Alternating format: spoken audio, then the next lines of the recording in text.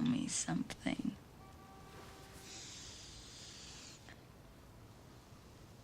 Those two girls at the party last night,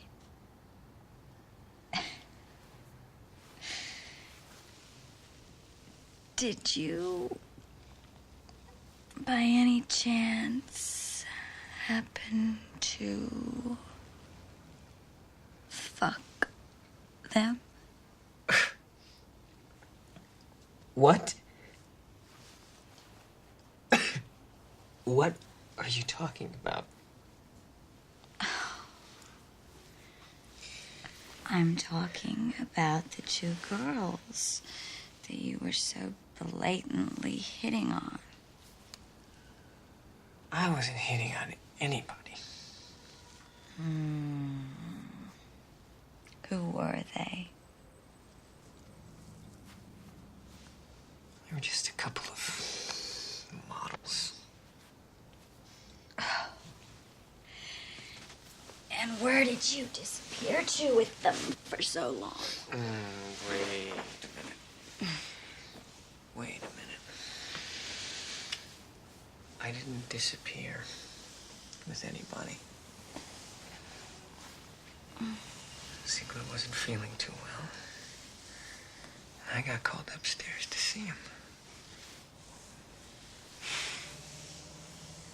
Anyway, who's the guy you were dancing with?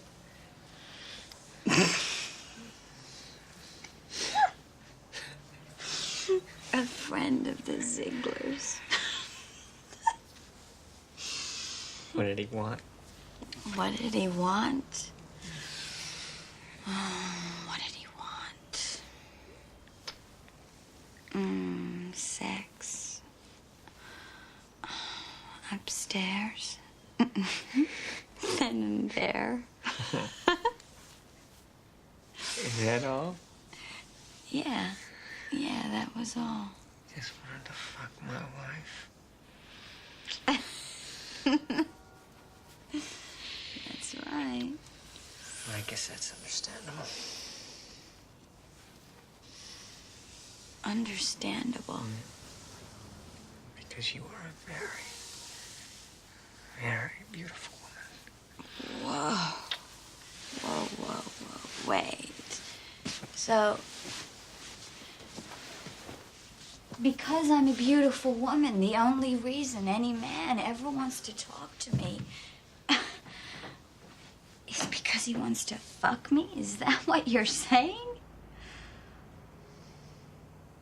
Well, I don't think it's quite that black and white, but I think we both know what men are like. So on that basis, I should conclude that you wanted to fuck those two models. There are exceptions. What makes you an exception? What makes me an exception is that I happen to be in love with you. And because we're married, and because I would never lie to you or hurt you.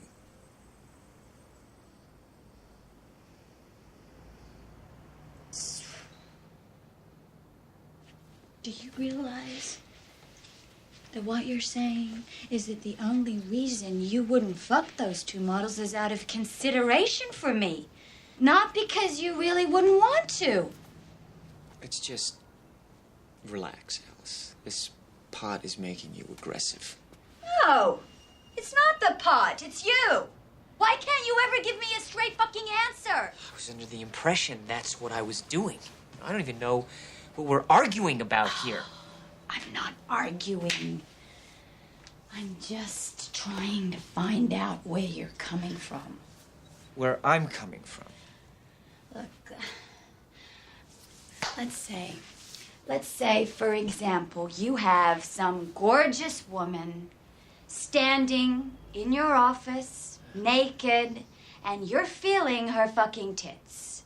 Now, what I want to know, I want to know, what are you really thinking about when you're squeezing them? Alice, I happen to be a doctor. It's all very impersonal, and you know there's always a nurse present. So when you're feeling tits, it's nothing more than just your professionalism. Is that what you're saying? Exactly. Sex is the last thing on my mind when I'm with a patient.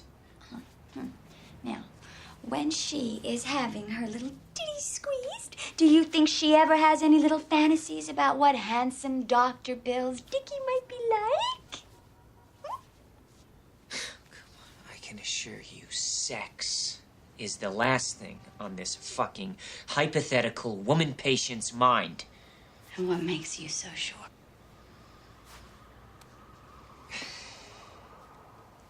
If for no better reason, because she's afraid of what I might find. Okay. So after you tell her that everything's fine, what then? What then? I don't know, Alice. What then? Look. Women don't. They basically just don't think like that. Millions of years of evolution. Right? Right? Men have to stick it in every place they can, but for women it is just about security and commitment and whatever the fuck else. A little oversimplified, Alice, but yes, something like that. If you men only knew. I'll tell you what I do know is you got a little stoned tonight, you've been trying to pick a fight with me, and now you're trying to make me jealous. But you're not the jealous type, are you? No, I'm not. You've never been jealous about me, have you? No, I haven't. And why haven't you ever been jealous about me? Well, I don't know, Alice. Maybe because you're my wife. Maybe because you're the mother of my child, and I know you would never be unfaithful to me.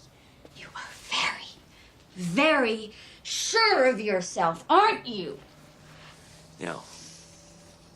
I'm sure of you.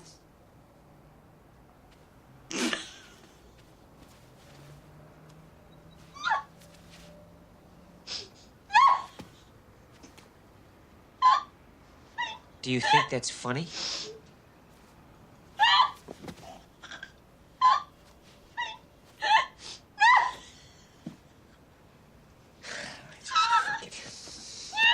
Now we get the fucking laughing fit, right?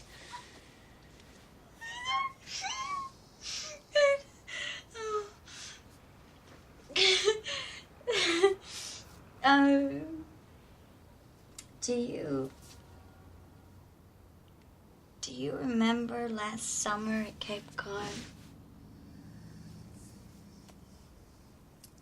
Yes. Do you remember one night in the dining room, there was this young naval officer, and he was sitting near our table with two other officers? No. The waiter brought him a message, which point he left. Nothing rings a bell? No.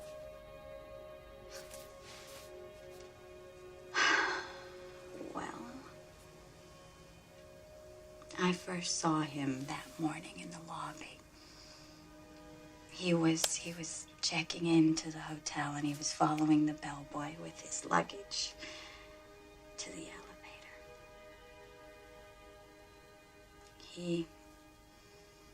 He glanced at me as he walked past, just a glance. Nothing more.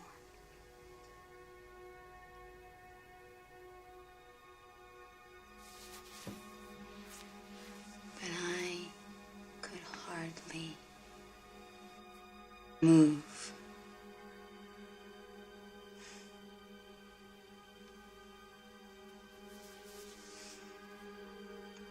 That afternoon, Helena went to the movies with her friend, and you and I made love. And we made plans about our future. And we talked about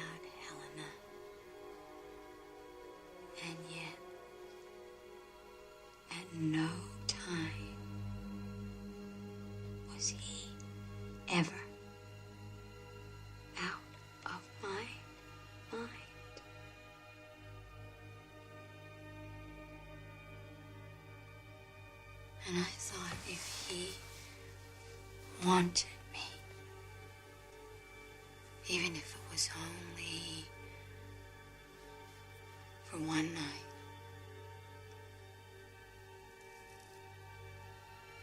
I was ready to give up everything.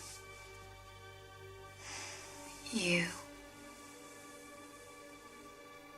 Helena, my whole fucking future. Everything.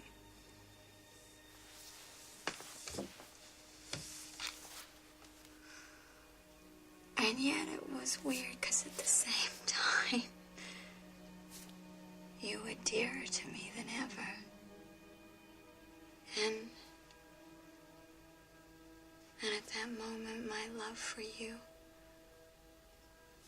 was both tender and sad.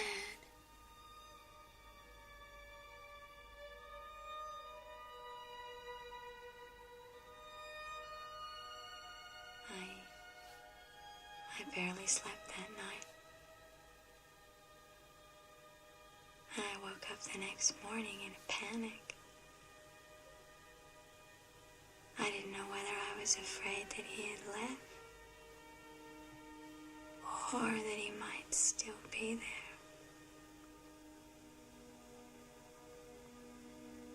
But by dinner, I realized he was gone.